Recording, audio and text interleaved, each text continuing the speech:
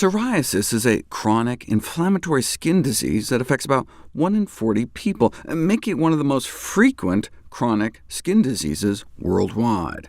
There's lots of drugs for it, some of which cost more than $100,000 a year to get a response. There are cheaper drugs like cyclosporin, but they carry the long-term risk of kidney damage, hypertension, and malignancies. The drug can cause cancer, kidney toxicity in more than 50% of the patients treated long-term, and in terms of malignancies, up to 42 times the rate of cancer. And it doesn't even work that well, keeping the disease at bay in little more than half of patients over a 4-month period. There's got to be a better way. What about plants, topical botanical agents for the treatment of psoriasis? Well, aloe vera gel is said to possess anti-inflammatory, anti-itching, and wound-healing properties. Yeah, but as I described before, when it was put to the test for wound healing, it actually made things worse. The exploitation of aloe preparations has been accompanied too often by misinformation and exaggerated claims, but there is some impressive evidence.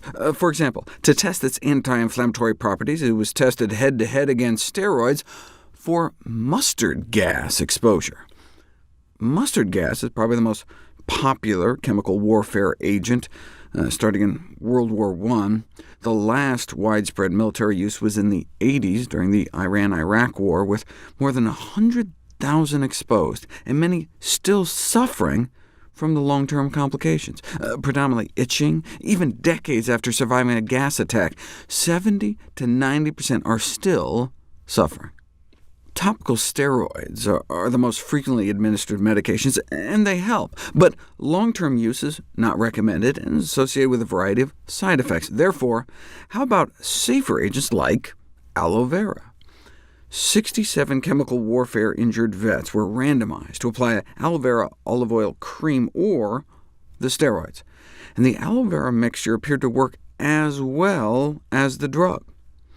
OK, well then let's give it a try for the management of psoriasis. By the end of the month-long study, the aloe vera cream had cured 83% of the patients, compared to the placebo cure rate of less than 10%, resulting in significant clearance of the psoriatic plaque skin lesions.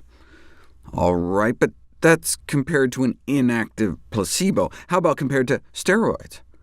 Aloe was found to be more effective in reducing the clinical symptoms, like taking this nasty belly button and clearing the itchy, scaly rash away. Here's another beautiful sequence of before and after pictures, but in this case, this may have very well been the placebo treatment. In this double-blind, placebo-controlled study of a commercial aloe vera gel in the treatment of slight to moderate psoriasis, things got better in 70% of the aloe-treated sites, but 80% of the placebo-treated areas improved. The placebo beat out the aloe.